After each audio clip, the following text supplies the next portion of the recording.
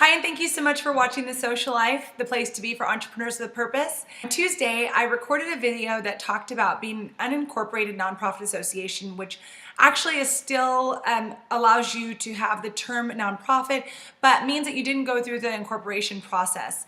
And just like if you don't have your tax exempt status, I still recommend that you start. I still recommend that you actually do get your incorporation status and that you also get your tax exempt status.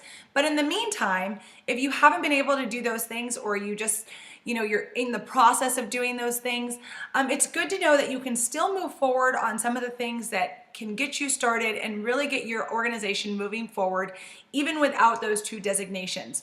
So here are a couple of things that you can do to start moving forward on your nonprofit. Number one, you can be recruiting board members, letting them know where you are in the process and where you plan to be and what time frame that looks like. So that's one thing you could be doing, which is a pretty critical piece. Finding board members can sometimes take a little bit longer than you would expect. People want to know lots of different things about your organization, and it does take some time to actually cultivate those board members to get them on your board and interested in your organization and your mission, and to see if it's a good fit between the two of you. So I would really look at getting that process started while you don't have those designations already. The other thing is start your Facebook page.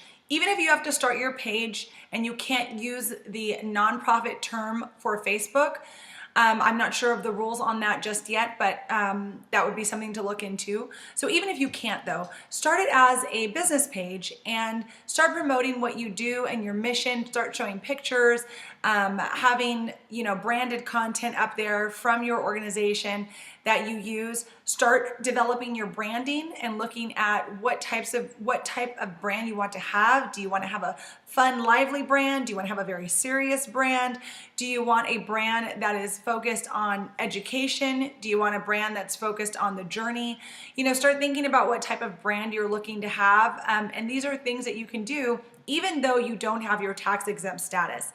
My main thing, like I said in the last video, was my goal is to get you to just start and working towards your journey, working towards your mission, and sharing your journey and your mission. Those are the things that attract people to your organization, to what you're doing. So even though you don't have to focus on your social media, it does help if your social media is up and running and you're putting things up there and you're getting it going. And this is also practice for you. I mean, no one starts their Facebook page and just knows exactly what to do to make it an amazing page. No one starts their Instagram and knows how to curate their Instagram account that's perfect. So this is practice, and you're on a journey, and the journey never ends. So think about it from that perspective.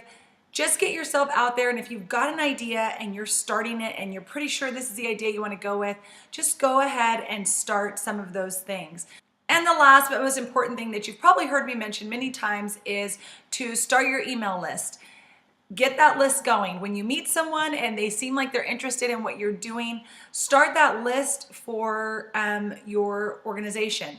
Because when you are looking later to start putting out content for your organization, or you're ready to launch your Facebook page, launch your Instagram page, launch your website, start asking for donations, you will then have that list of people who are interested that you can always go back to and say, hey guys, I've started, it's official, I'd love to have you part of it.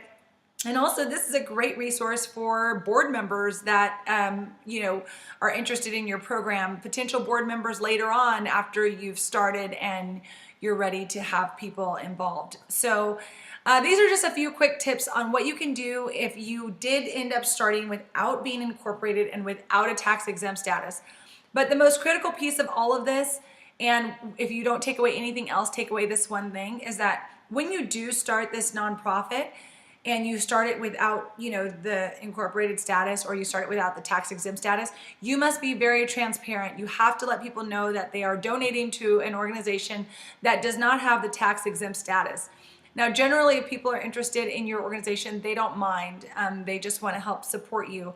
But this is imperative. Like if you are raising funds on a GoFundMe page or wherever you're raising funds for your nonprofit before it becomes a tax exempt nonprofit, then you have to be very transparent. And I will say that transparency is key in this entire journey into the social life and the nonprofit world and starting your social enterprise. So just remember that. And those are my quick tips for this week. And thank you guys so much for watching. Now get out there and unleash your something amazing.